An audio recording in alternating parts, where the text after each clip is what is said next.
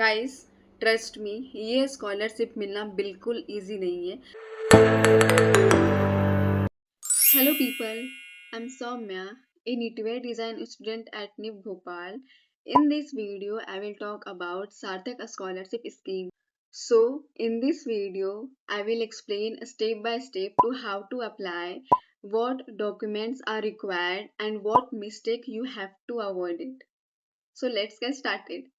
What is सार्थक scholarship? ये एक फाइनेंशियल स्कीम है जिसमें निफ्ट स्टूडेंट को ट्यूशन फीस में हेल्प मिलती है बेस्ड ऑन फैमिली इनकम।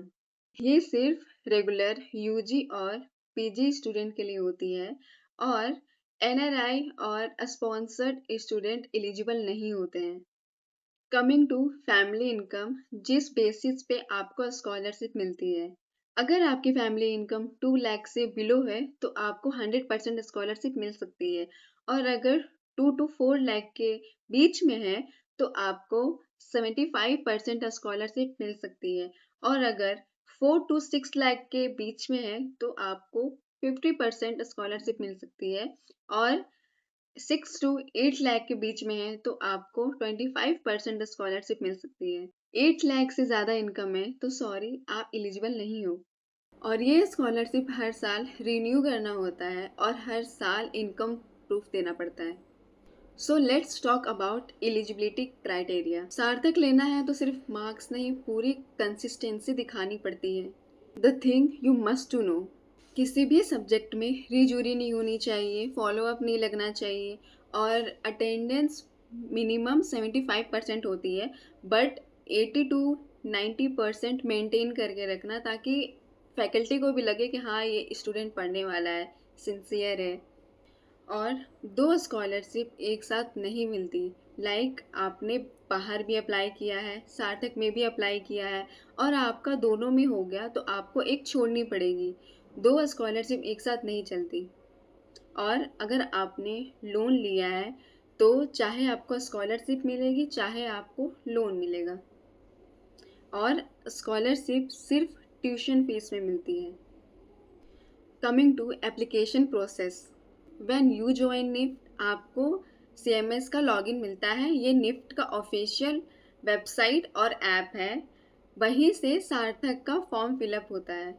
आपको कोई भी प्रॉब्लम हो फॉर्म फिलअप में तो आप अपने कैंपस के CSC से बात करो, वो आपको हेल्प करेंगे। Let's talk about most important thing is document requirement. आप पहले से ही सारे के सारे डॉक्यूमेंट बना के रख लो क्योंकि एंड टाइम पे आपको टाइम नहीं मिलेगा।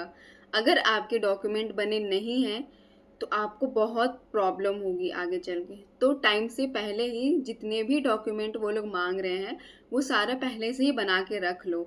Like income certificate, ITR and bank statement, वो चाहिए 12th मंथ का, और स्कूल लिविंग सर्टिफिकेट्स एंड जितने भी डॉक्यूमेंट फॉर्म में दिया हुआ है, जितने भी आपसे मांग रहे हैं वो सारे अच्छे से फिल करना, अच्छे से अपलोड करना।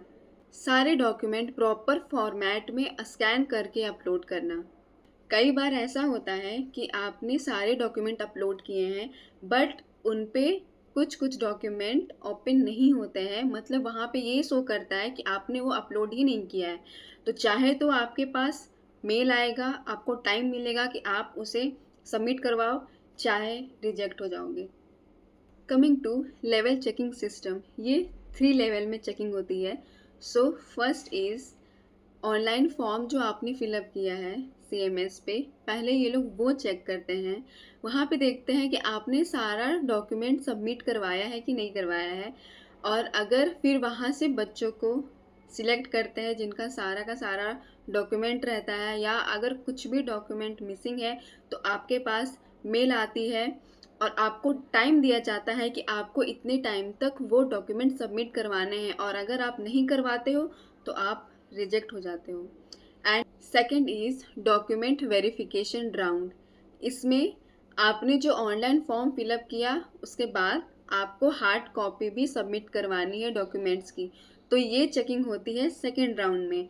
और इसमें ये देखते हैं कि आपने जितना भी डॉक्यूमेंट रिक्वायर्ड है आपने वो सारा डॉक्यूमेंट दिया है या नहीं दिया है।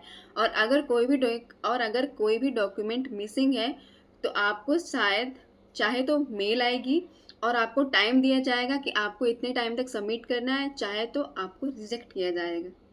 Coming to third level is interview round. Last stage interview round होता है जहाँ सीनियर फैकल्टी बैठे होते हैं आपका इंटरव्यू लेने के लिए, और कहीं भी बाहर से क्वेश्चंस नहीं पूछते, वो सिर्फ आपके बारे में पूछते हैं।